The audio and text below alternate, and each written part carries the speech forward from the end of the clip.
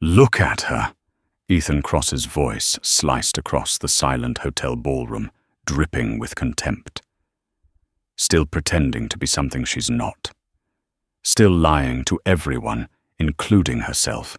Lily Bennett froze, her hands trembling on her small purse. This wasn't the high school reunion she'd expected. It was an ambush. Around her, faces from her past stared with a brutal mixture of pity and judgment. The celebration had just become her worst nightmare.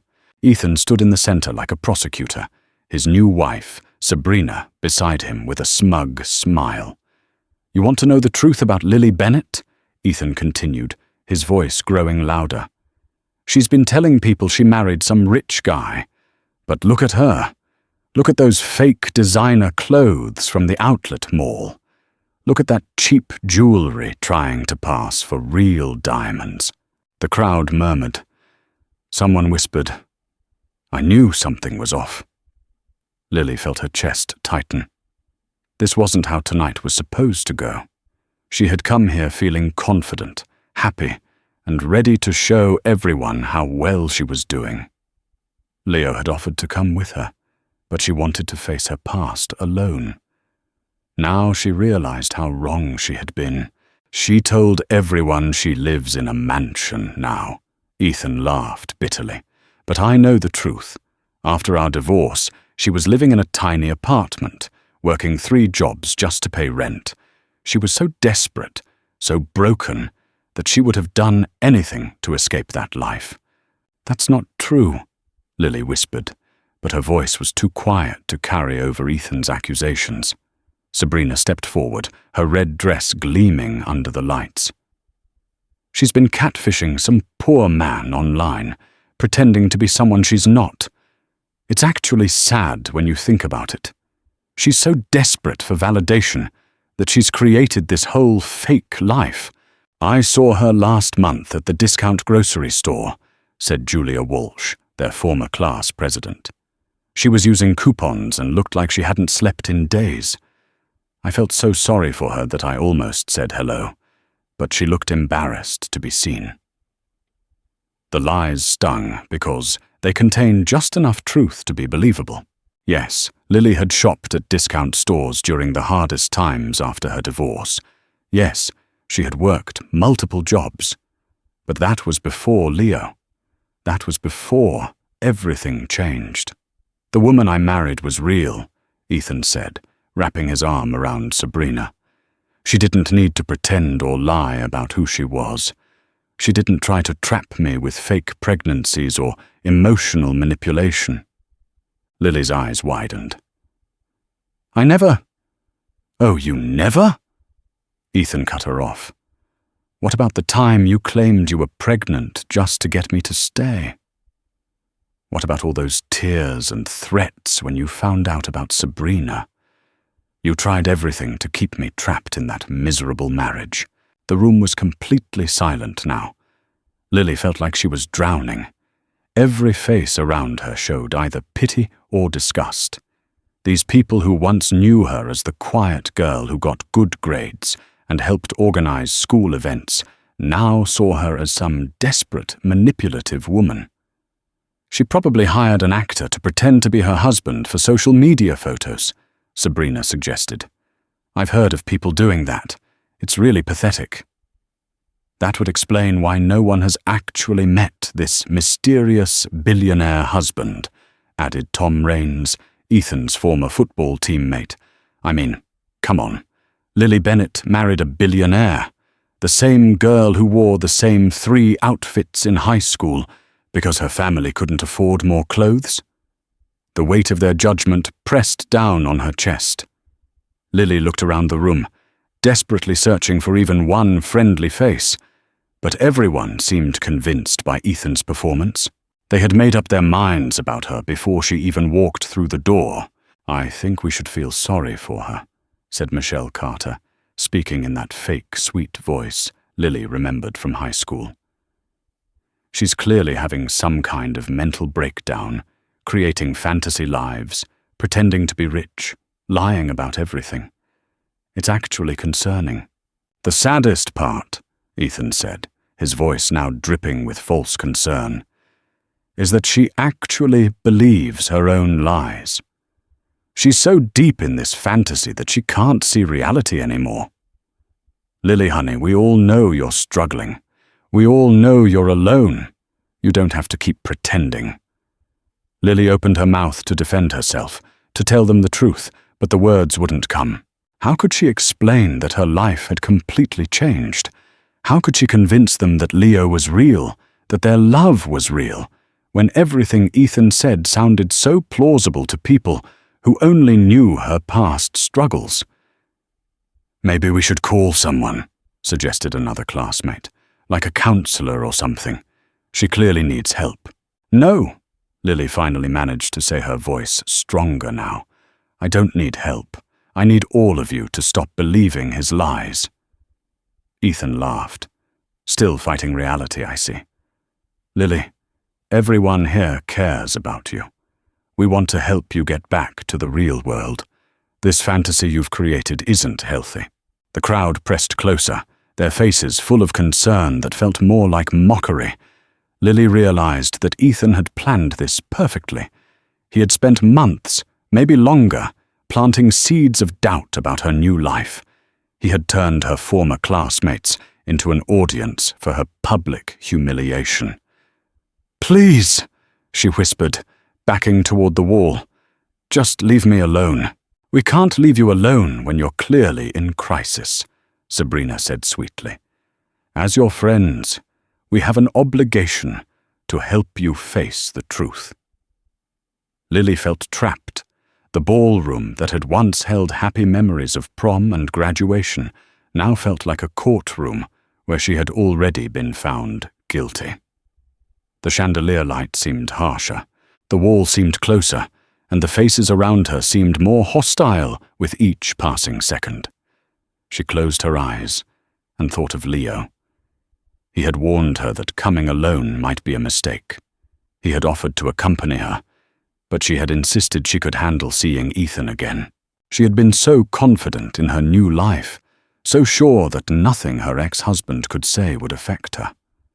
Now, surrounded by the cruel laughter and pitying stares of people she once considered friends, Lily realized she had walked straight into Ethan's trap, and she had no idea how to get out. 3 years earlier, Lily had been a different woman. She had been Mrs. Ethan Cross for 5 years, believing she had found her happily ever after with her high school sweetheart. They had a small house in the suburbs, and she worked as a medical receptionist while Ethan tried to build his real estate business. The memory hit her like a physical blow as she stood in the ballroom, surrounded by hostile faces. She remembered that Tuesday afternoon when she had come home early from work with a terrible headache. The house had been quiet, which was unusual because Ethan usually played music when he worked from home. She had climbed the stairs to their bedroom, planning to take some medicine and rest. But when she pushed open the door, she found Ethan in bed with Sabrina Cross, his secretary from the real estate office. Lily! Ethan had jumped up, not even bothering to cover himself. This isn't what it looks like. But it was exactly what it looked like. Sabrina, a blonde woman 5 years younger than Lily, had simply smiled from the bed. She hadn't even looked ashamed. How long? Lily had whispered, her whole world crashing down around her. It doesn't matter, Ethan had said, pulling on his pants. Look, Lily, we need to talk. This marriage isn't working anymore. The casual way he had said it, as if their 5 years together meant nothing, had cut deeper than finding them in bed. Lily had stood there in her work uniform, holding her car keys while her husband told her their marriage was over. I've been trying to find a way to tell you, Ethan had continued. Sabrina and I, we have something real, something I never had with you. We're married, Lily had said stupidly, as if he had forgotten. We got married because we thought we were supposed to, Ethan had replied. High school sweethearts, everyone expected it. But we're different people now. I need someone who challenges me, who makes me want to be better. The implication that Lily didn't challenge him, didn't make him want to be better, had stung worse than the betrayal itself. Sabrina had finally spoken up from the bed. "Lily, I know this is hard, but Ethan and I love each other. We didn't mean for it to happen this way." "You didn't mean to end up in my bed?" Lily had asked, her voice getting stronger with anger. "We didn't mean to fall in love," Sabrina had said, as if that made it better. The next few hours had been a blur of accusations and tears. Ethan had told her he wanted a divorce, immediately. He had said he had already talked to a lawyer, which meant he had been planning this for weeks or months, while pretending everything was normal.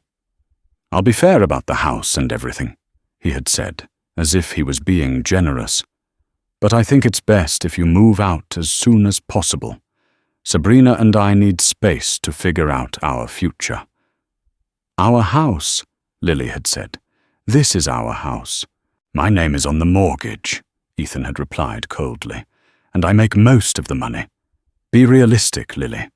You can't afford this place on a receptionist salary." The cruelest part had been how quickly he had changed from the man she married into someone she didn't recognize. The Ethan she had loved would never have spoken to her so coldly. The Ethan she had married would never have betrayed her trust so completely. But standing in their bedroom watching him pack her clothes, while Sabrina sat wrapped in their bed sheets, Lily realized she had never really known him at all. "You can stay at your sister's place until you find an apartment," Ethan had said, stuffing her belongings into trash bags. "I'll give you 2 weeks to get everything moved out." 2 weeks, Lily had stared at him. "Ethan, we've been together for 8 years, married for 5. I deserve more than 2 weeks to process this." "Processing time won't change anything," he had said, "and the longer you stay, the harder it's going to be for everyone." By everyone, he had meant himself and Sabrina. That night, Lily had driven to her sister Emma's apartment in tears. Emma had held her while she sobbed, promising that everything would be okay. But Lily had known it wouldn't be okay. Her entire life had been built around being Ethan's wife. Her identity, her future plans, her sense of self-worth, all of it had been tied to their marriage. The divorce had been swift and brutal. Ethan's lawyer had painted Lily as a dependent wife who had contributed nothing to their financial success. They had argued that since Ethan had built his business during their marriage, and since Lily had only worked part-time as a receptionist, she deserved minimal compensation. "She can work full-time now," Ethan's lawyer had said during mediation. "She's young and healthy. There's no reason she can't support herself." Lily's lawyer had been overworked and underpaid, handling her case as part of a legal aid program. He had done his best, but Ethan had resources that Lily didn't have. In the end, she had received a small settlement that barely covered her moving expenses and first month's rent on a tiny studio apartment. Ethan had kept the house, the cars, and his business. Sabrina had moved in immediately after the divorce was finalized. The worst part had been the isolation. Most of their friends had been Ethan's friends first, and they had chosen sides quickly. The few people who had tried to stay neutral had eventually drifted away, uncomfortable with the drama. Lily had found herself completely alone in a city where she had lived her entire adult life. She had worked 3 jobs just to pay rent and buy groceries. During the day, she had worked at a medical clinic. In the evenings, she had cleaned office buildings. On weekends, she had worked at a coffee shop. For 2 years, she had barely survived. She had been too proud to ask Emma for help beyond that first night, and too ashamed to let anyone know how much she was struggling. She had told people she was doing fine and starting over, but the truth was that she had been drowning. The depression had been the worst part. Some days, she had barely been able to get out of bed. She had eaten cereal for dinner and worn the same clothes multiple days in a row because she couldn't afford the laundromat. She had cannelled her cell phone service and avoided social situations because she couldn't afford to participate in normal activities. Ethan had made sure everyone knew about her struggles. He had spread stories about her falling apart after the divorce, painting himself as the victim who had tried to help an unstable ex-wife. According to him, Lily was bitter and desperate, unable to accept that he had moved on with his life. Standing in the reunion ballroom now, surrounded by people who believed Ethan's version of events, Lily realized he had been setting up this moment for 3 years. Every story he had told, every seed of doubt he had planted about her character, had been leading to this public humiliation. But what Ethan didn't know was that Lily's story hadn't ended with their divorce. What he didn't know was that her real life had begun the day she met Leo Archer in that little coffee shop where she had been working to survive. What he didn't know was that the broken, desperate woman he remembered no longer existed. The months following Lily's divorce had been the darkest period of her life. Living in a 400 QFT studio apartment with paper-thin walls, she could hear her neighbors' every conversation and footstep. The building smelled like old grease and cigarettes, and the radiator clanked so loudly at night that she barely slept. Her 3 jobs had consumed every hour of her day. At the medical clinic where she worked as a receptionist, she answered phones and filed insurance claims from 8 a.m. to 3 p.m. The pay was barely above minimum wage, and she had no benefits. Her supervisor, Mrs. Patterson, had made it clear that Lily was replaceable. "You seem distracted lately," Mrs. Patterson had said during one of their weekly meetings. "Personal problems shouldn't affect your work performance." Lily had nodded and promised to do better, even though she was already working as hard as she could. She couldn't afford to lose any of her jobs. From 400 p.m. to 10 p.m., she cleaned office buildings downtown. The work was physically demanding, and she often came home with aching knees and chemical burns on her hands from the harsh cleaning supplies. The building manager, Mr. Lopez, paid her in cash and sometimes tried to short her hours. "You were here from 4 to 9:30. Not 10, he would say, knowing she had no way to prove otherwise. Lily had learned to take photos of the time clocks to protect herself, but even then, arguing with Mr. Lopez meant risking her job. On weekends, she worked at Brewster's Coffee House, a small shop near the University District.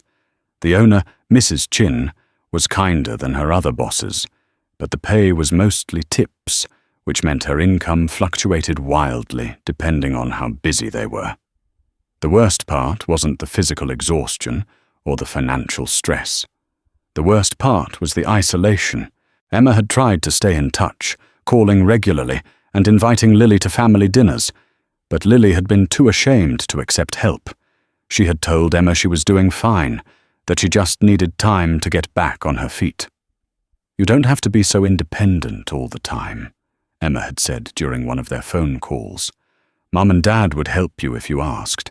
I would help you." But Lily couldn't bear the thought of being pitied by her family. She had always been the responsible one, the one who made good choices and had her life together. Admitting that she was struggling felt like admitting failure. The depression had crept in slowly. At first, she had told herself she was just tired from working so much. Then she realized she wasn't enjoying anything anymore. Food tasted like cardboard. Movies couldn't hold her attention. She stopped reading, stopped listening to music, stopped caring about her appearance beyond what was required for work. Some mornings, she would lie in bed staring at the ceiling, trying to find the energy to get up. The thought of facing another day of demanding customers, difficult bosses, and financial worry felt overwhelming. She would force herself up only because she knew losing any of her jobs would mean losing her apartment. Ethan's cruelty had continued even after the divorce was finalized. He would drive past her apartment building and text her photos of his new house with Sabrina, He would post pictures on social media of expensive dinners and weekend trips, making sure she saw how well he was doing without her. "Hope you're doing okay," he had texted once, along with a photo of him and Sabrina on a beach vacation. "Looks like you're working at that coffee shop now. Good for you for staying busy." The fake concern in his messages had hurt more than outright insults would have. He was pretending to care while actually making sure she knew how much better his life was without her. Sabrina had been even worse. She had started shopping at the grocery store where Lily bought her discount food, always managing to run into her in the cereal aisle or buy the markdown produce. "Oh, Lily," Sabrina would say, acting surprised. "How are you doing? You look tired. Are you taking care of yourself?" These encounters always happened when Lily looked her worst after working a double shift or when she was buying generic mac and cheese because it was all she could afford. Sabrina, meanwhile, would have a cart full of organic vegetables and premium products. "Ethan worries about you sometimes," Sabrina would say. "He says you've been having a hard time adjusting to single life. Have you thought about seeing a therapist? I could recommend someone." The fake sympathy had been designed to make Lily feel even smaller than she already did. And it had worked. After 18 months of barely surviving, Lily had realized she needed to make a change, or she would completely break down. She had started taking online classes toward a business degree, using student loans to pay the tuition. It meant taking on debt, but she had hoped it would eventually lead to better opportunities. Studying had been difficult while working 3 jobs. She would do homework in the break room at the medical clinic, read textbooks on the bus between jobs, and write papers late at night in her tiny apartment. Her grades weren't perfect, but she was passing. The online classes had also given her something to hope for. For the first time since the divorce, she had a goal that wasn't just about surviving until the next paycheck. She had started to imagine a future where she might have a career instead of just jobs. But the progress had been slow, and there were still days when the weight of everything felt crushing. There were still nights when she cried herself to sleep, wondering if she would ever feel truly happy again. The loneliness had been the hardest part. She had lost touch with most of her friends after the divorce. The few people who had tried to maintain relationships with both her and Ethan had eventually given up when it became clear that socializing with Lily meant dealing with drama and sadness. She had tried dating a few times, but it had been disastrous. The men she met seemed to sense her vulnerability and either tried to take advantage of it or were put off by her emotional baggage. She had realized she wasn't ready for a relationship when she couldn't even take care of herself properly. By the time she met Leo, Lily had been working at Brewster's coffee house for 8 months. She had gotten good at hiding her struggles behind a professional smile and efficient service. Most customers saw her as the friendly barista who remembered their orders, not as a woman barely holding her life together. She had been proud of small victories, making rent 3 months in a row, getting an A on a particularly difficult assignment, buying herself a new pair of shoes when her old ones wore out. These tiny steps forward had felt like major accomplishments after so much time moving backward. But standing in the reunion ballroom now, facing Ethan's public humiliation, all those dark memories came flooding back. The shame, the desperation, the feeling of being completely worthless. It all threatened to overwhelm her again. The difference was that now she knew those feelings were lies. Ethan's version of her story was based on the woman she had been at her lowest point, not the woman she had become. He was counting on her still being that broken, desperate person he had left behind.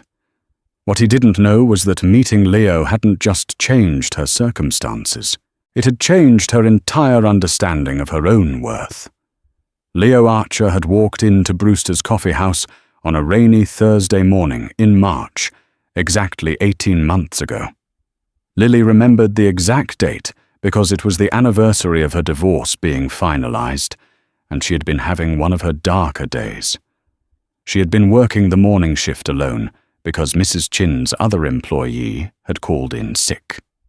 The coffee shop was busy with the usual crowd of university students and office workers grabbing their morning caffeine before starting their day. Leo had stood out immediately, not because of his clothes. He wore a simple navy sweater and jeans, but because of the way he carried himself. There was a quiet confidence about him that made people naturally step aside as he approached the counter. "Good morning," he had said, and his voice was warm despite the formal greeting. "Could I get a large coffee, black, and whatever pastry you'd recommend?" Lily had been surprised by the question. Most customers knew exactly what they wanted and ordered quickly so they could get on with their day. But Leo seemed genuinely interested in her recommendation. "The cinnamon scones are really good," she had said. "Mrs. Chin makes them fresh every morning." "Perfect," he had smiled. "I'll trust your judgment." While she prepared his order, Leo had asked about the coffee shop, how long it had been open, whether she enjoyed working there if the owner was local. His questions weren't intrusive, just the kind of polite conversation that most people had forgotten how to make. "Are you a student at the university?" he had asked when she handed him his coffee. "Part-time," Lily had said. "Online classes mostly. I'm working on a business degree." "That's impressive," Leo had said, and he seemed to mean it. Working and studying at the same time takes a lot of dedication. It had been such a simple comment, but Lily hadn't heard anyone call her efforts impressive in a very long time. Most people, when they learned about her situation, either pitied her or assumed she was failing at both work and school. Leo had become a regular customer over the next few weeks. He came in every Tuesday and Thursday morning, always ordered the same black coffee, and always asked for Lily's pastry recommendation.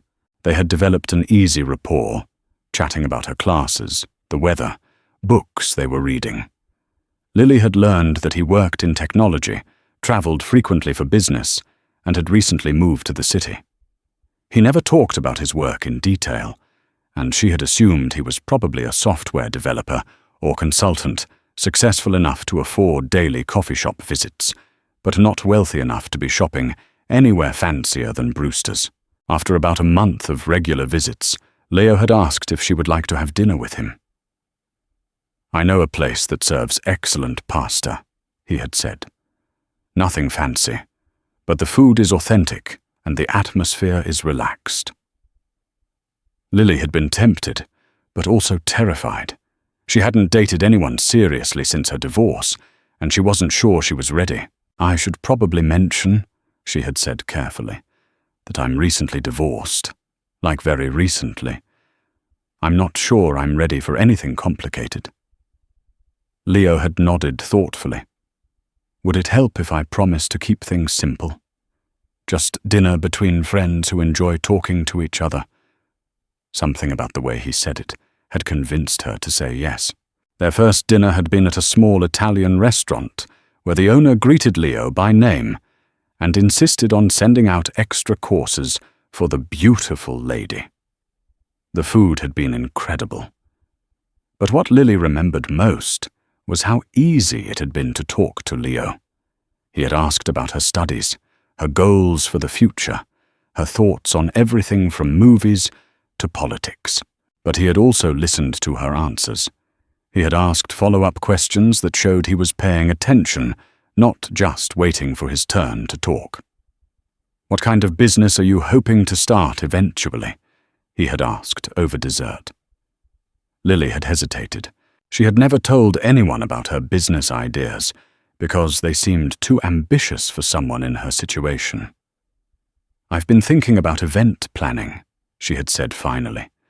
"I used to help organize things in high school and college, and I really enjoyed it. Weddings, corporate events, that kind of thing." "That's a great field." Leo had said, "There's a lot of creativity involved, but it also requires strong organizational skills and business sense. Do you have experience with project management?" They had talked for 2 hours about business plans, marketing strategies, and the challenges of starting a service-based company. Leo had offered insights and suggestions without ever making Lily feel like he was lecturing her or talking down to her. When he drove her home that night, Lily had realized it was the first time in years that she had forgotten about her problems for an entire evening. Their relationship had developed slowly over the next few months. Leo had been patient with her hesitation about commitment, understanding about her financial limitations, and respectful of her emotional boundaries. He had never pushed for more than she was ready to give. He had also been generous in ways that didn't make her feel like charity. When her car broke down, he had offered to drive her to work without making a big deal about it. When she mentioned struggling with a particularly difficult class, he had offered to help her study. When her apartment's heat stopped working in the middle of winter, he had invited her to stay at his place until it was fixed. It had taken Lily 3 months to realize that Leo's place was actually a penthouse apartment in the city's most expensive building. It had taken her another month to learn that his technology work involved running a company that developed software for major corporations worldwide. "Why didn't you tell me?" she had asked when she finally understood the scope of his success. "Would it have changed how you treated me?" Leo had asked. Lily had thought about it honestly. "It might have. I probably would have been intimidated. That's why I didn't tell you," he had said simply. "I wanted you to get to know me, not my bank account." The revelation about Leo's wealth had been overwhelming at first. Lily had worried that she wasn't sophisticated enough, educated enough, or successful enough to fit into his world. She had tried to pull back from the relationship, convinced that he would eventually realize she wasn't good enough for him. But Leo had been persistent in the gentlest way. He had continued asking her to dinner, continued helping with her studies, continued treating her like she was the most interesting person he had ever met. Slowly, Lily had begun to believe that maybe she was worthy of his affection. The turning point had come when Leo met Emma and her family at a barbecue. Lily had been nervous about introducing him to her sister, worried that Emma would think she was gold-digging or rebounding too quickly from her divorce. Instead, Emma had pulled Lily aside after dinner and said, "That man is completely in love with you, and more importantly, he makes you laugh again. I haven't seen you really laugh in 3 years." That night, Lily had realized that she was in love with Leo too. Their engagement had been simple and perfect. Leo had proposed during one of their regular walks through the city park with a ring he had designed specifically for her. Elegant, but not ostentatious. Beautiful, but practical enough for everyday wear. "I know this is fast," he had said, getting down on one knee by the fountain where they had shared their first kiss. "But I also know that I want to spend the rest of my life making you as happy as you make me." Lily had said yes immediately, not because Leo was wealthy, but because he was kind. Not because he could give her security, but because he made her feel valuable. Not because he could rescue her from her struggles, but because he believed she was strong enough to overcome anything. Standing in the reunion ballroom now, surrounded by people who believed Ethan's lies about her being a gold digger, Lily held on to the memory of that proposal. She remembered the way Leo had looked at her, not like she was damaged goods or a charity case, but like she was a prize. As he couldn't believe he was lucky enough to win. The 6 months between Lily's engagement and wedding had been a whirlwind of change, not just in her circumstances, but in her understanding of herself. Leo had insisted on paying off her student loans despite her protests. "It's not charity," he had said when she argued about accepting his help. "It's an investment in our future together. I want you to have the freedom to pursue your dreams without worrying about debt." With the financial pressure removed, Lily had been able to focus on her final semester of classes. Her grades had improved dramatically, and she had graduated with honors. Leo had been prouder of her academic achievement than she had been of herself. "You did this," he had said at her graduation party, a small gathering of Emma's family and a few friends from school. "Nobody else could have worked 3 jobs and completed a degree at the same time. You should be proud of your strength." It had been the first time anyone had called her strong since her divorce. Ethan had always made her feel weak and dependent. Leo made her feel capable and resilient. The wedding planning had been another source of anxiety for Lily. Leo had wanted to give her whatever kind of celebration she dreamed of, but she had been overwhelmed by the options and worried about the cost. "I don't need anything elaborate," she had said. "I just want our families there, and maybe a few close friends." "What do you want, though?" Leo had asked. "Not what you think you should want, not what seems reasonable. What would make you happiest?" When Lily really thought about it, she had wanted something beautiful, but intimate. She had dreamed of an outdoor ceremony with flowers everywhere, followed by dinner and dancing with the people they loved most. Leo had made it happen perfectly. They had been married in the garden of a historic mansion outside the city, with Emma as her maid of honor and Leo's business partner, James Whitmore, as his best man. The ceremony had been simple and heartfelt, focused on their promises to each other rather than expensive decorations. Lily's dress had been the one indulgence Leo had insisted on. He had taken her to an exclusive boutique where the designer had created something custom just for her, elegant and timeless, but uniquely Lily's style. When she had seen herself in the mirror wearing it, she had cried. "I look like a bride," she had whispered. "You look like yourself," Leo had said when he saw her on their wedding day. "You look beautiful."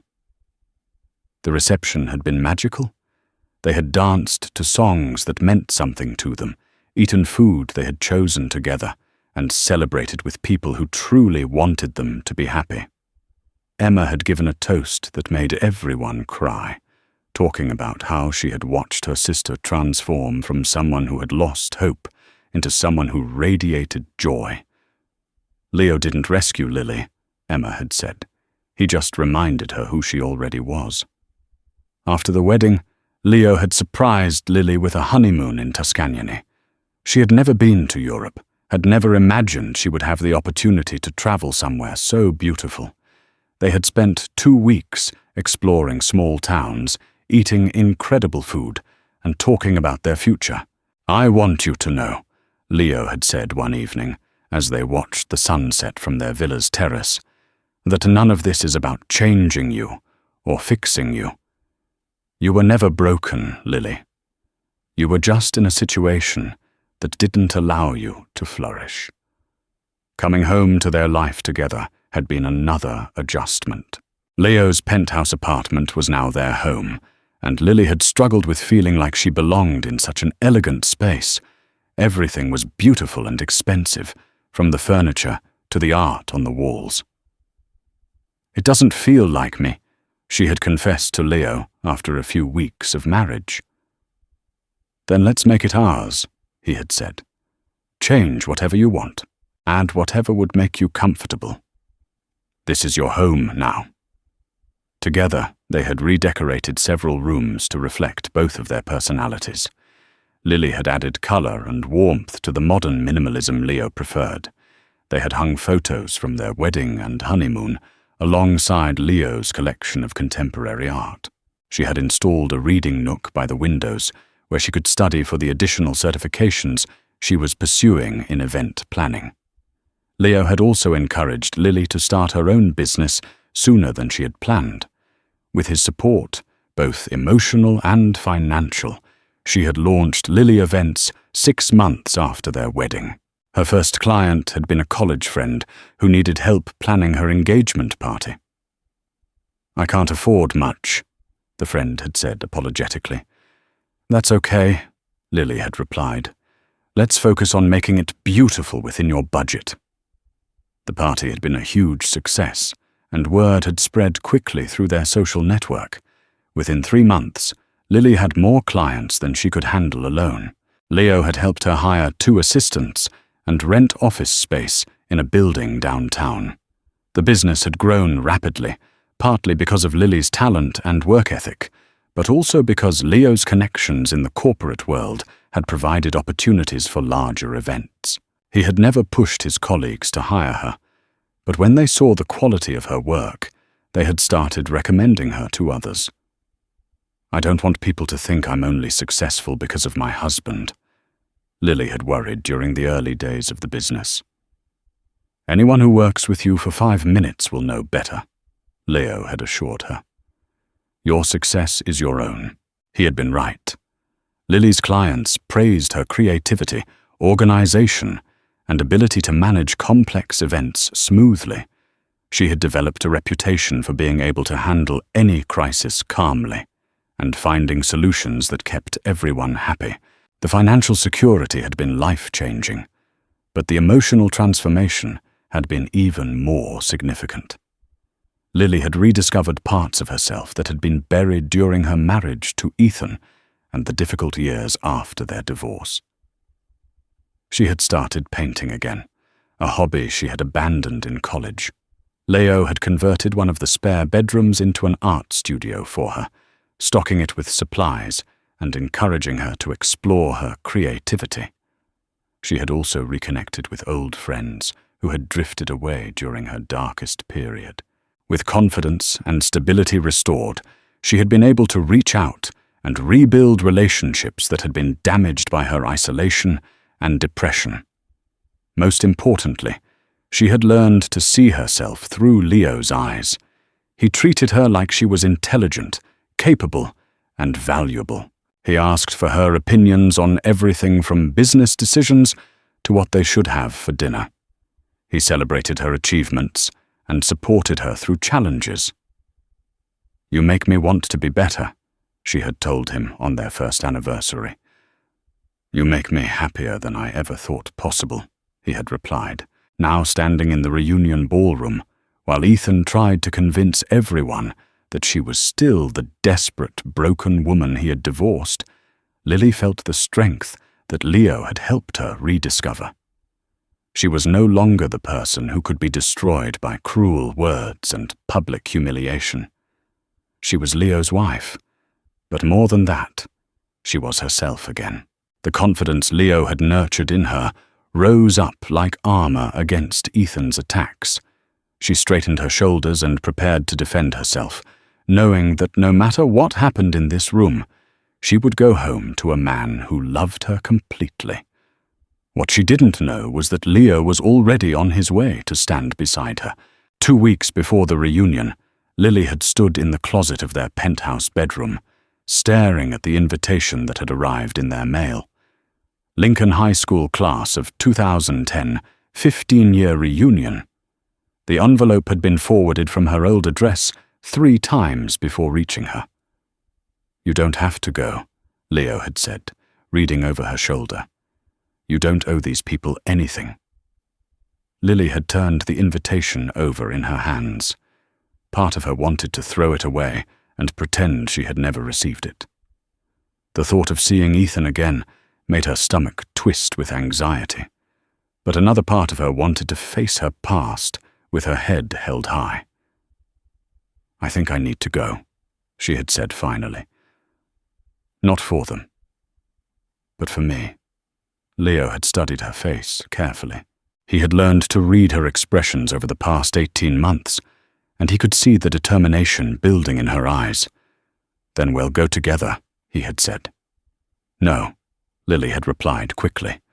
"I want to do this alone." Leo had frowned. "Lily, you don't have to prove anything to these people, and you definitely don't have to face Ethan without support." "I know I don't have to," Lily had said, sitting on the edge of their bed. "But I want to. I need to show myself that I can walk into that room as the person I am now, not the person I was when I left town." They had talked about it for hours over dinner. Leo had been worried about Ethan's potential for cruelty, knowing how badly the divorce had affected Lily's self-esteem.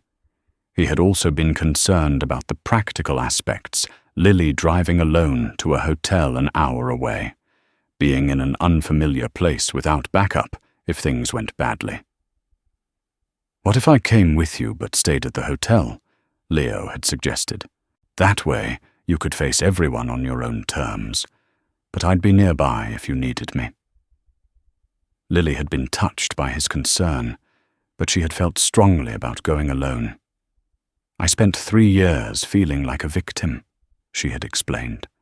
"First as Ethan's wife, when he was cheating on me, then as his ex-wife, when I was struggling to rebuild my life. I don't want to be a victim anymore. I want to walk into that reunion as an equal." Leo had eventually agreed, but he had insisted on certain precautions. He had made sure Lily's phone was fully charged and that she had his personal assistant's number as backup. He had booked her a suite at the finest hotel in town, ensuring she would have a comfortable retreat if the evening became overwhelming. "Text me every hour," he had said. "Even if it's just to say you're okay. I'll be worried until you get home safely." The night before the reunion, Lily had changed her outfit 3 times. She had finally settled on a navy blue dress that Leo had bought her for a corporate event. Elegant and sophisticated without being flashy. Her jewelry was simple but clearly expensive, and her hair was styled in a way that looked effortless, but had taken her salon appointment that afternoon. Standing in front of their bedroom mirror, Lily had barely recognized herself compared to the woman she had been 3 years ago. The stress lines around her eyes had faded. Her hair was shiny and healthy again. She carried herself with confidence that came from being loved and valued. "You look stunning," Leo had said, wrapping his arms around her from behind. "But more importantly, you look happy." "I am happy," Lily had said, meaning it completely. The morning of the reunion, Leo had made her breakfast and packed snacks for her drive. He had been unusually quiet, and Lily could tell he was still worried about letting her go alone. "I'll be fine," she had assured him. "It's just a few hours. What's the worst that could happen?" Leo had given her a look that suggested he could imagine several worst-case scenarios, but he had kissed her goodbye and made her promise to call when she arrived safely. The drive to the hotel had been peaceful. Lily had played music that made her feel confident and strong, singing along to songs that reminded her of her new life with Leo. She had felt prepared for whatever the evening might bring. Checking into the hotel had been another boost to her confidence. The staff had treated her like the VIP guest she was, thanks to Leo's arrangements. The suite was beautiful, with fresh flowers and a bottle of champagne waiting for her arrival.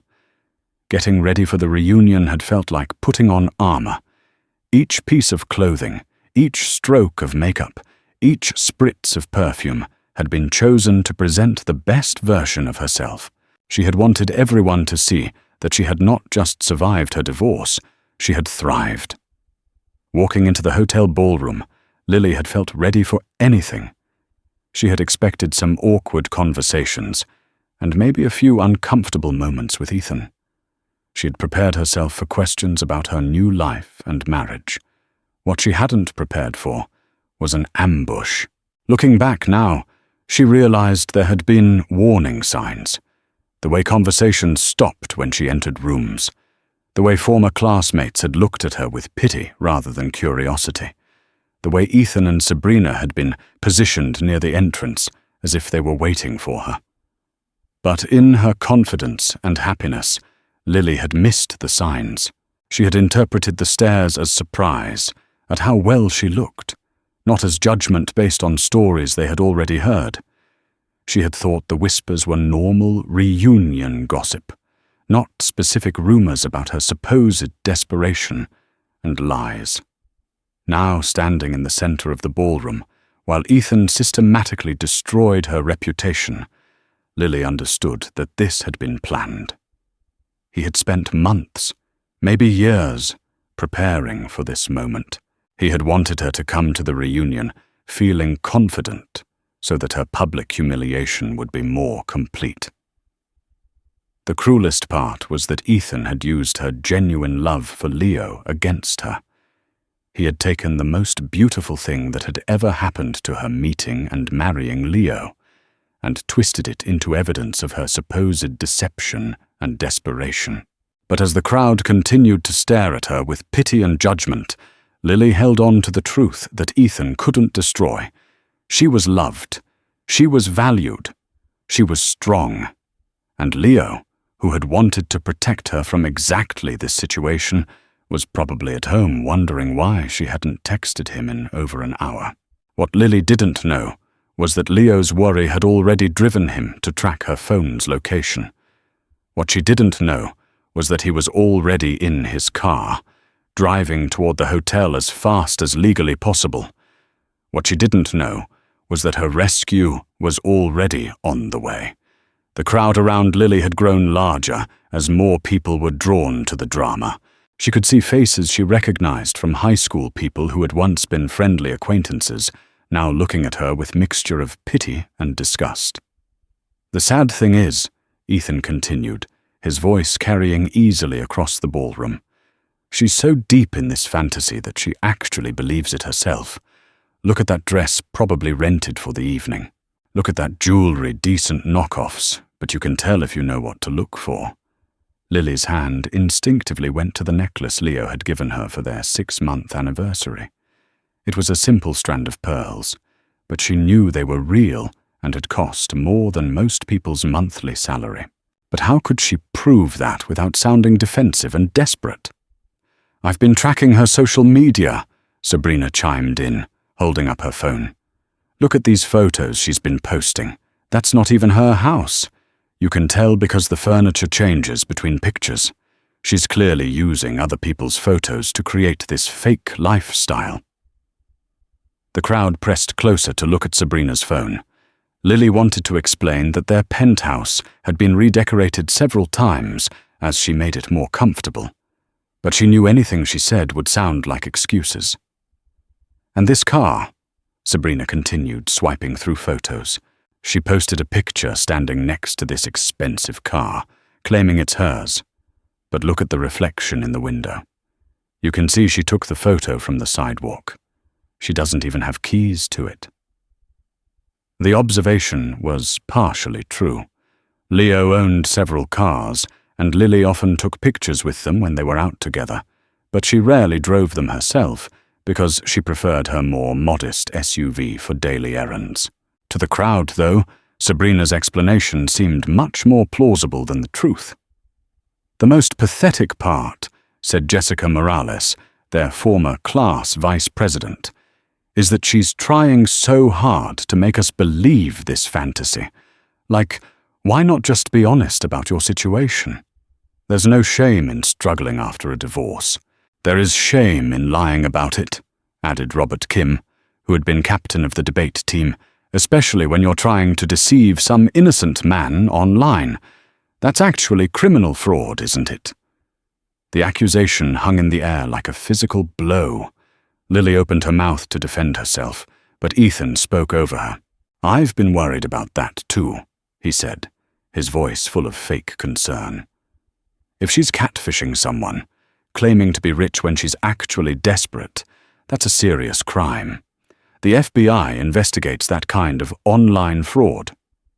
"Maybe we should call the police," suggested Michelle Carter. "If she's scamming someone, we have a responsibility to protect the victim." The crowd murmured agreement. Lily felt like she was trapped in a nightmare where everyone had decided she was guilty before she had a chance to defend herself. Every explanation she could offer sounded implausible compared to Ethan's carefully constructed lies. "Please," Lily said, her voice barely audible over the crowd. "You're all wrong about this. If you would just let me explain." "Explain what?" Ethan interrupted. "How you've been lying to everyone for months. How you've created this elaborate fantasy to make yourself feel better about being a failure." "I'm not a failure," Lily said, her voice getting stronger. "I own my own business. I'm successful in my own right." The crowd laughed, and the sound cut through her like a knife. "Oh, honey," said Amanda Foster, their former homecoming queen. "You don't have to keep lying. We all know you're working as a barista. There's nothing wrong with that. Service jobs are honest work. But pretending to own a business when you're making coffee for minimum wage is just sad." "I do own a business," Lily insisted. "Lily Events. I plan corporate functions and weddings. I have employees and an office downtown." "Sure you do," Sabrina said with a smirk. "And I'm sure your imaginary billionaire husband helped you start this imaginary business with his imaginary money." The crowd laughed again, and several people pulled out their phones to record Lily's humiliation. She realized that this moment was going to be shared on social media, preserved forever as evidence of her supposed mental breakdown. "You know what I think happened," said Brian Walsh, Julia's brother. "I think she met some guy online who told her he was rich, and she fell for it completely. Now she's so embarrassed about being catfished herself that she's doubled down on the lies." "That actually makes sense," agreed Robert Kim. "She's been scammed, but she's too proud to admit it. So she keeps pretending the relationship is real, even though he's probably just some guy in another country stealing photos from actual rich people." The new theory spread through the crowd like wildfire. It was even more humiliating than being called a gold digger, because it painted her as both desperate and stupid. According to this version of events, she wasn't even successfully manipulating someone. She was being manipulated herself. "Lily," said Mrs. Rodriguez, their former Spanish teacher who had come to the reunion as a special guest. "Dear, if someone is taking advantage of you online, there are resources that can help. You don't have to be embarrassed about being a victim of fraud." The kindness in her teacher's voice almost broke Lily's resolve. Mrs. Rodriguez genuinely believed she was helping, which made the situation even more painful. Everyone in the room was so convinced by Ethan's lies that they were treating her like a victim of mental illness or criminal fraud. "I'm not being scammed," Lily said desperately. "Leo is real. Our marriage is real. Everything I've told you is true." "Leo?" Ethan laughed. "Even the name sounds fake. Let me guess, he's tall, dark, and handsome. He swept you off your feet with romantic gestures and promises of a better life. He told you he's a billionaire, but asked you to keep your relationship secret for some reason." Each point hit close enough to the truth to sound believable as a scam. Leo was handsome. Their courtship had been romantic, and they had kept their relationship relatively private during the early months. To people who wanted to believe Ethan's version, it sounded exactly like a textbook romance scam. "If he's real," said Julia Walsh, "then where is he? Why isn't he here with you? What kind of loving husband lets his wife go to her high school reunion alone?" The question stung because it was exactly what Leo had asked. He had wanted to come with her, and she had insisted on coming alone. Now her independence looked like evidence that she was lying about being married at all. "He wanted to come," Lily said weakly. "I told him I wanted to do this alone." "Of course he wanted to come," Sabrina said mockingly, "because he doesn't exist, so it's easy for him to want things. It's like having an imaginary friend who agrees with everything you say." The crowd laughed again, and Lily felt her confidence crumbling. She had walked into this room feeling strong and successful, ready to show everyone how well she was doing. Instead, she was being systematically destroyed by people who had already decided she was a liar and a fraud. She looked around the room, desperately searching for even one sympathetic face. But everyone was either laughing at her or looking at her with pity. The people who had known her in high school, who had seen her as a responsible and honest person, now believed she had become delusional and desperate. "I think we've humiliated her enough," said Mrs. Rodriguez gently. "Perhaps we should She was interrupted by the sound of the ballroom doors opening. Every head turned toward the entrance, expecting to see another classmate arriving late to the reunion. Instead, a man in an expensive suit walked into the room with the kind of presence that made everyone automatically step aside. Lily's heart stopped. Leo had come after all. Leo Archer walked through the ballroom doors like he owned the building. He was tall and commanding, with a kind of quiet authority that made people instinctively move out of his way. His charcoal grey suit was perfectly tailored.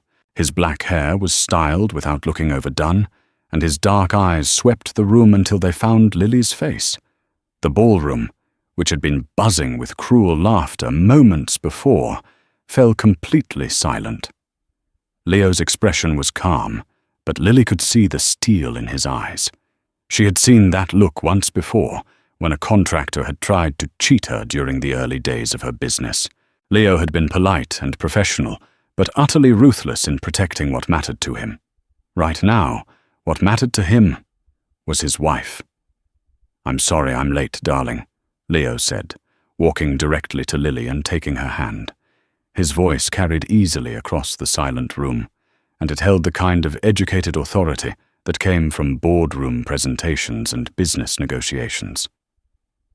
The meeting ran longer than expected. He lifted her hand to his lips and kissed it gently, a gesture that was both protective and possessive. The ring on his finger caught the light of a platinum wedding band that matched the one on Lily's hand. "Leo!" Lily breathed relief flooding through her. "You came?" "Of course I came," he said softly, meant only for her. "You stopped texting. I was worried." Then he turned to face the crowd that had been tormenting his wife, and his expression became coolly professional.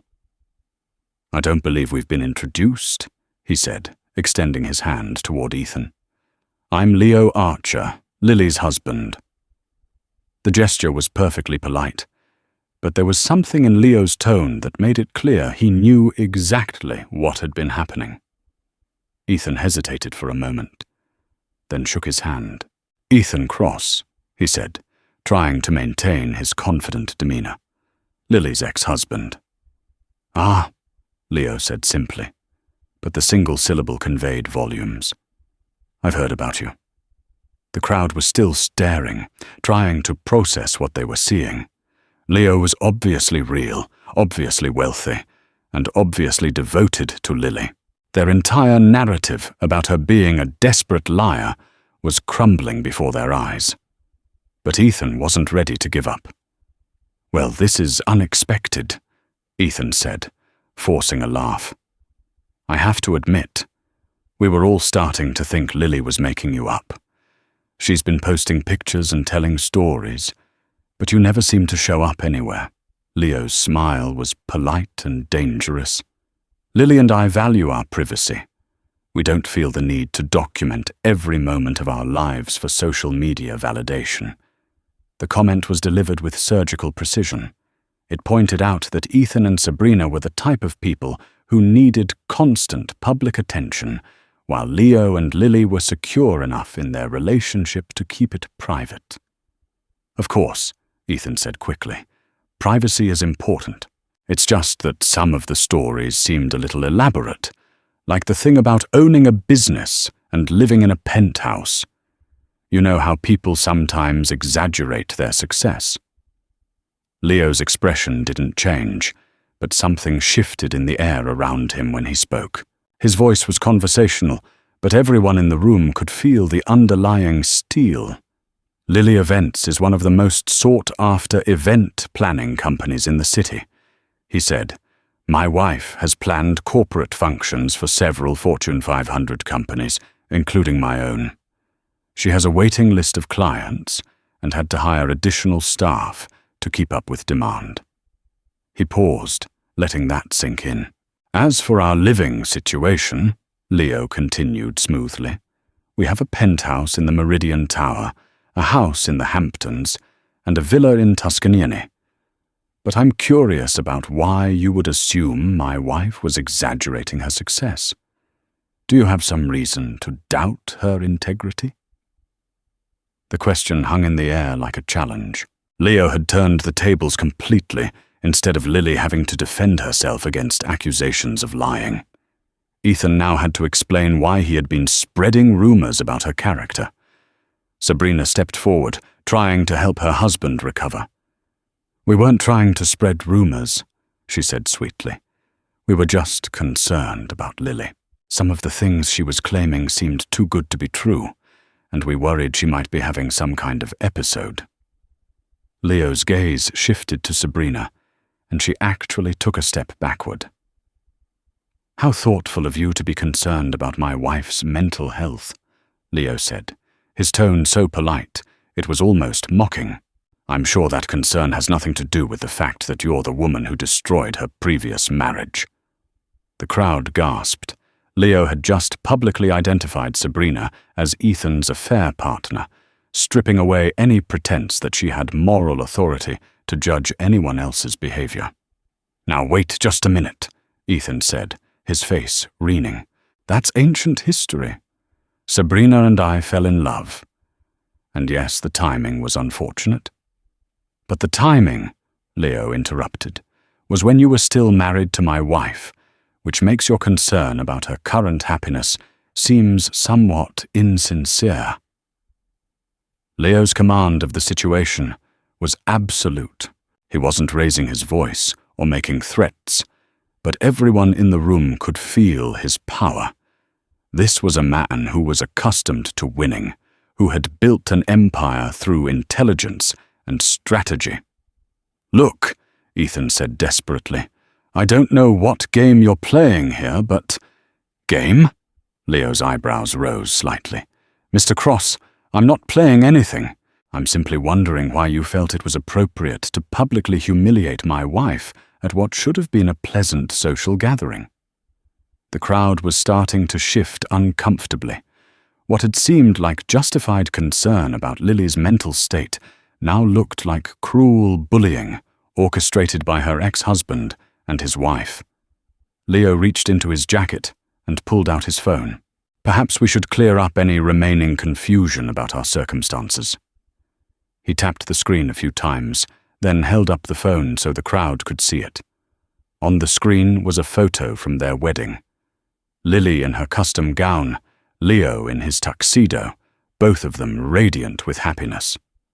"This is from our wedding 8 months ago," Leo said. "The ceremony was at Waverley Estate, and the reception was catered by Lou Bernardine. About 60 guests, including Lily's sister, Emma, and my business partner, James Whitmore. Would anyone like to see more photos?" He swiped to another image. Lily cutting the ribbon at the grand opening of her expanded office space. Leo was standing beside her, along with the mayor and several other dignitaries. "This is from the opening of Lily Events' new headquarters 3 months ago." Leo continued. "The mayor personally attended because my wife's company has become such an asset to the city's business community." With each photo, Ethan and Sabrina looked smaller and more desperate. Leo wasn't just defending Lily.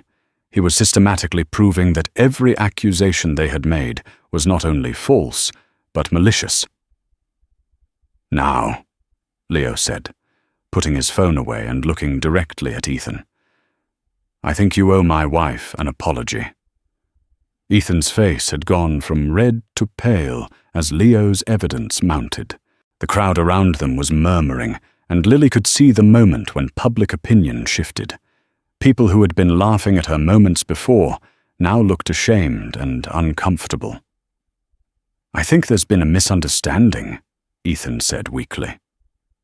"No misunderstanding," Leo replied calmly. "You deliberately orchestrated a campaign to humiliate my wife in front of people who knew her in high school. You spread lies about her character, her mental health, and our marriage. The only question is why." Leo's phone buzzed, and he glanced at it with what looked like satisfaction.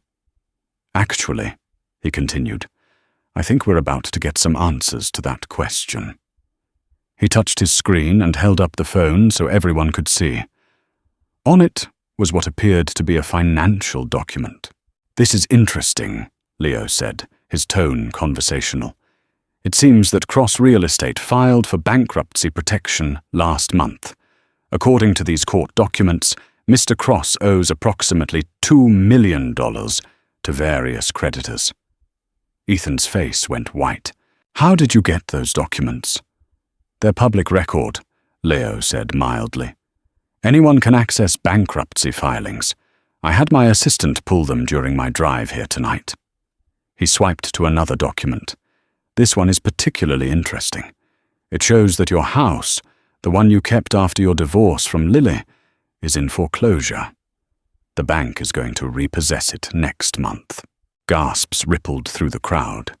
Ethan, who had been positioned as the successful ex-husband whose life had improved after leaving Lily, was actually facing financial ruin. Sabrina grabbed Ethan's arm. "You said you were handling the business problems?" she hissed, not quite quietly enough. "I am handling them," Ethan snapped back. Leo smiled coolly. "There's more. According to this employment record, Mrs. Cross, that would be you. Sabrina was terminated from your position at Hartwell Marketing 3 weeks ago for falsifying expense reports." Sabrina's mouth fell open. "That's confidential information." "Not when it involves potential criminal charges for embezzlement," Leo replied, "which according to this police report are currently under investigation." The crowd was now staring at Ethan and Sabrina with the same mixture of shock and judgment they had directed at Lily earlier. The tables had turned completely. "So let me see if I understand the situation," Leo continued, his voice carrying clearly across the now silent ballroom. "A man facing bankruptcy and a woman under investigation for embezzlement decided to spend their evening publicly humiliating a successful businesswoman who has built a thriving company and married someone who loves her. Is that an accurate summary?" "You bastard!" Ethan snarled, his mask of civility finally dropping. "You think you can just throw money around and make yourself look good? You don't know what she was like when we were married. You don't know how manipulative she can be." Leo's expression didn't change, but something deadly quiet entered his voice. "Manipulative," he repeated. "Mr. Cross, I've seen the divorce records. You cheated on your wife with your secretary, kicked her out of her own home with 2 weeks' notice, and left her with almost nothing while you kept all the marital assets. Then you spent 3 years spreading rumors about her supposed failures while she worked 3 jobs to rebuild her life. And you're calling her manipulative." The crowd was completely silent now. Several people had their phones out recording what had become a spectacular reversal of fortune. "She worked as a barista," Ethan said desperately. "She was cleaning office buildings. She was barely surviving." "Yes," Leo said quietly. "She was surviving. After you destroyed her life, she got up every morning and worked 3 jobs while earning her degree. She never asked for help, never complained, never gave up. Do you know what that tells me about her character?" He turned to look at Lily, and his expression softened completely. "It tells me she's the strongest person I've ever met. It tells me she has more integrity in her little finger than you have in your entire body. And it tells me that I'm the luckiest man alive because she chose to marry me." Lily felt tears starting in her eyes, but they were tears of gratitude rather than humiliation. Leo turned back to Ethan, and the softness disappeared. "Now," he said, "I believe you owe my wife an apology. A public apology to match the public humiliation you attempted." Ethan looked around the room desperately, but found no allies. The crowd that had been supporting him earlier was now looking at him with disgust. His carefully planned ambush had backfired spectacularly. Ethan started, then stopped. "He's sorry," Sabrina said quickly. "We both are. We didn't mean any harm." Leo's gaze shifted to her. Mrs. Cross, you stood in front of a room full of people and suggested that my wife was mentally ill, criminally defrauding someone online, and living in a fantasy world. You encouraged people to call the police. That seems rather harmful to me." "We were just concerned," Sabrina began. "No," Leo interrupted. "You were cruel. There's a difference." He looked around the room, making eye contact with several of the people who had been laughing at Lily earlier. "I understand that some of you may have believed what Mr. and Mrs. Cross were telling you," he said, "but I hope you'll remember this evening the next time someone tries to convince you to participate in publicly humiliating another person. There's usually more to the story than what you're being told." The shame on many faces was obvious. People were starting to remember their own cruel laughter and comments, and they looked horrified at how easily they had been manipulated. Mrs. Rodriguez, their former teacher, stepped forward. "Lily," she said, her voice full of regret. "I'm so sorry. I should have known better than to believe such things about you.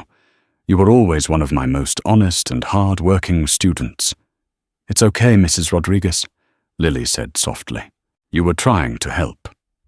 "No excuses," the older woman said firmly. "I participated in something cruel, and I'm ashamed of myself." Other voices started joining in, classmates who had known Lily in high school and should have trusted their own memories of her character instead of believing Ethan's lies. Leo put his arm around Lily's shoulders, pulling her close. "I think it's time we left," he said quietly. "Unless there's anything else you wanted to do here." Lily looked around the room one last time. The people who had tormented her were now facing their own humiliation. The classmates who had joined in the cruel laughter were dealing with their shame. Justice had been served more thoroughly than she had ever imagined possible. "No," she said. "I'm ready to go home." As they walked toward the ballroom doors, Ethan called out one last desperate attempt to salvage his dignity. "This isn't over," he shouted. "You can't just buy your way out of everything." Leo paused at the door and turned back. "Mr. Cross," he said calmly, "this was over the moment you decided to build your evening around cruelty instead of celebrating the achievements of your former classmates. I hope you and your wife find the help you clearly need." Then he escorted Lily out of the ballroom, leaving Ethan and Sabrina to face the judgment of people who now knew the truth about all of them. The hotel lobby felt like sanctuary after the toxic atmosphere of the reunion. Leo guided Lily to a quiet seating area, away from the elevators, where they could have privacy to decompress from what had just happened. "Are you okay?" he asked, sitting beside her and taking her hands in his. Lily looked down at their intertwined fingers, her wedding ring catching the light next to his. 6 hours ago, she had been worried about proving herself to people whose opinions didn't actually matter. Now she felt like she had been reminded of what really mattered. "I'm more than okay," she said, meeting his eyes. "I'm grateful. Not just that you came, but that I got to see who I really am through your eyes instead of through theirs." Leo studied her face carefully. "You're not upset that I interfered. I know you wanted to handle this alone." "I'm not upset," Lily said firmly. "I'm proud to be married to someone who would drop everything and drive an hour to stand up for me.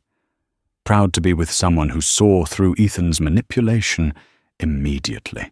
They sat in comfortable silence for a moment, processing the evening's events. Through the ballroom doors they could hear the reunion continuing, but the energy had clearly changed. People were probably discussing what they had witnessed and hopefully learning from it. "How did you know to look up his financial records?" Lily asked. Leo smiled. "When you stopped texting, I started worrying. When I couldn't reach you by phone, I decided to drive over. But during the drive, I started thinking about why your ex-husband would want to humiliate you so publicly. People don't usually go to that much effort unless they're dealing with their own problems. So you had your assistant research him? I have good people working for me, Leo said. When I explained the situation, James Whitmore had all that information within 20 minutes. Bankruptcy filings, employment records, criminal investigations. It's all public information if you know where to look. Lily shook her head in amazement. Ethan thought he was so clever, setting up this whole scenario to make me look pathetic. He had no idea who he was dealing with. He made the mistake of underestimating both of us. Leo agreed. He saw you as the same broken person he left 3 years ago, and he assumed I was either fake or someone who could be intimidated. A hotel employee approached them discreetly. Mr. Archer, I'm the evening manager. I wanted to apologize for the disturbance in our ballroom tonight. We had no idea that event would become so contentious. It's not your fault, Leo assured him. You couldn't have predicted that some of the guests would behave so poorly. Is there anything we can do to make the rest of your evening more pleasant? Perhaps dinner in our restaurant, or... Leo looked at Lily. What do you think? Are you hungry? Lily realized she was actually starving. The stress of the confrontation had masked her appetite, but now that the adrenaline was fading, she needed food. Dinner sounds perfect, she said. The hotel restaurant was elegant and quiet, a perfect contrast to the chaos they had just left. Over wine and perfectly prepared food, they talked through everything that had happened. I keep thinking about how easily people believed him, Lily said. These were people who knew me in high school. They knew I wasn't a liar or manipulator, but Ethan painted this picture and they just accepted it. People want to believe they're smarter than everyone else, Leo said. When Ethan offered them the chance to feel superior to someone who appeared to be doing better than them, they took it. It made them feel good about their own choices. That's pretty depressing. It is, Leo agreed. But look what happened when they were presented with actual facts instead of gossip and speculation. Most of them were horrified by their own behavior. People can be cruel, but they can also learn from their mistakes. Their server brought dessert, a chocolate soul they decided to share. As they ate, Lily felt the last of the evening stress melting away. I have a confession, she said. Part of me is glad this happened. Leo raised an eyebrow. Really? Really? For 3 years, I've been carrying around this fear that maybe Ethan was right about me. Maybe I was weak. Maybe I was a failure. Maybe I didn't deserve good things. Tonight proved that those fears were just lies he planted in my head. You never needed tonight to prove your worth, Leo said gently. But I'm glad you feel more confident about it. I also realized something else, Lily continued. I don't need those people's approval. I don't need to prove anything to anyone from my past. The only opinions that matter are the ones from people who actually know me and love me now. Leo smiled. Like your sister Emma, who thinks I'm the luckiest man alive for winning your heart. Like my husband, who thinks I'm strong enough to handle anything, Lily replied. They finished dessert and headed up to Lily's suite. While Leo called the front desk to book himself a room for the night, Lily got a series of text messages. The first was from Emma. Just saw the video on Facebook. I am so proud of you and Leo right now. Also, Ethan is a pathetic loser. The second was from Mrs. Rodriguez. Lily, I hope you can forgive an old teacher for being so foolish tonight. You were always special, and I should have trusted my own judgment instead of listening to gossip. The third was from Julia Walsh. I owe you a huge apology. What we did tonight was wrong, and I'm ashamed I participated. You were always kind to everyone in school, and you deserve better from us. More messages kept coming. Classmates apologizing, expressing regret for their behavior and praising Leo for standing up for her. Several people had apparently recorded the confrontation and shared it on social media, where it was generating discussions about bullying, jealousy, and the danger of believing rumors without evidence. "Look at this," Lily said, showing Leo her phone. "People are actually learning from what happened tonight." Leo read through the messages and smiled. Maybe some good will come out of Ethan's cruelty after all. As they got ready for bed, Lily reflected on how completely her perspective had changed in just a few hours. She had entered the reunion feeling like she needed to prove herself. She was ending the evening knowing that she didn't need to prove anything to anyone. "Thank you," she said to Leo as they settled into bed together. "For what?" "For knowing exactly who I am, even when I temporarily forgot. For loving me enough to drive an hour to make sure I was okay. For being the kind of man who defends his wife without making her feel weak." Leo pulled her close. "Thank you for being the kind of woman who's worth defending. Thank you for working 3 jobs to put yourself through school instead of giving up. Thank you for building a business from nothing. Thank you for having the courage to love again after someone hurt you so badly."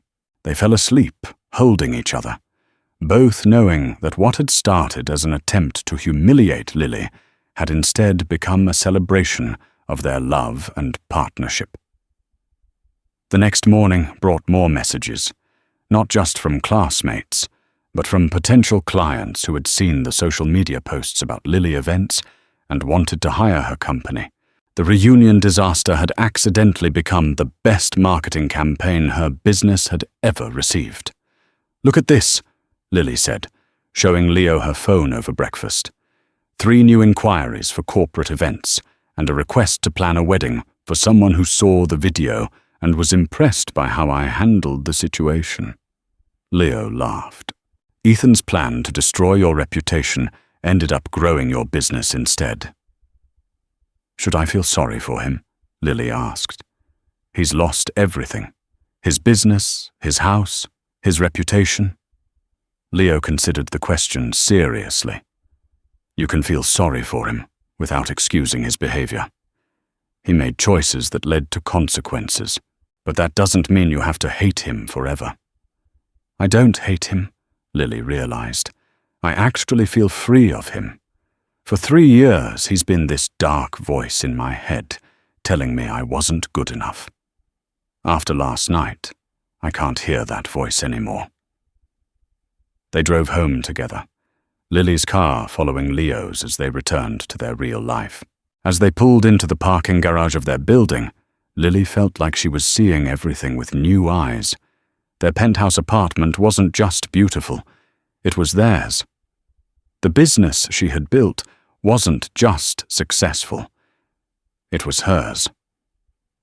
The love she shared with Leo wasn't too good to be true, it was real, and it was strong enough to weather any storm.